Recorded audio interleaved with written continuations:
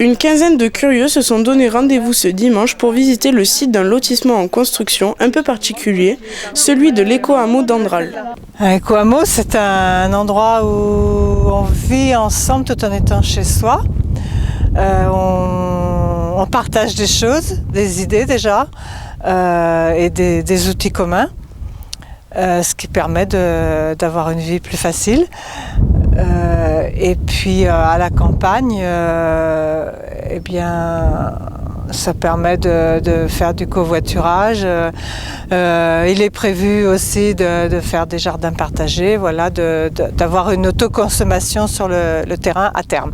L'objectif de ce projet est d'accueillir 25 maisons bioclimatiques, mais pas seulement, car le lieu se veut aussi un espace de vie en collectivité. Alors, il y a déjà les 7 hectares de terre qui sont collectives. Il est prévu, on espère commencer cette année, il est prévu une maison commune, de façon à pouvoir se réunir, avoir une grande salle, une cuisine, faire des fêtes, etc. Avoir quelques chambres pour recevoir les amis.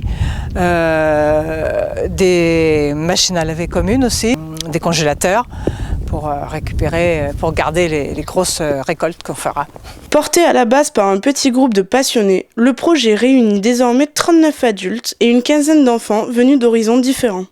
Alors en fait avec mon épouse, ça fait à peu près 5-6 ans qu'on était à la recherche d'un lieu de vie, parce qu'avant on habitait à Grenoble, donc en Isère, en pleine ville, et on cherchait un lieu de vie un peu différent que voilà, dans une ville un petit peu entassée. Et puis un jour on a entendu parler de cet éco-hameau, donc on est venu passer une dizaine de jours pour faire un chantier participatif ici, là, sur une des maisons un peu plus haut.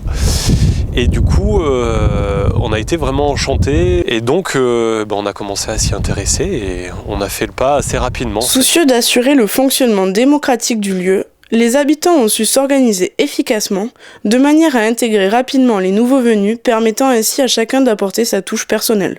Les décisions sont prises ce qu'on appelle au consensus, c'est-à-dire que personne ne doit avoir d'objection, même s'il n'est pas très pour, s'il n'y a pas d'objection recevable, voilà, c'est décidé.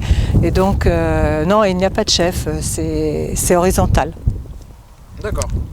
Et voilà, donc il y a des commissions sur différents sujets qui travaillent, qui se réunissent et qui prennent les décisions qui sont soumises au grand groupe après. Nous, c'est vrai qu'on a déjà quelques ruches qu'on a apportées sur le terrain, et donc ça nous intéresse de pouvoir travailler la terre, augmenter la biodiversité, ce que ce soit un lieu vraiment vivant, quoi, et naturel au maximum.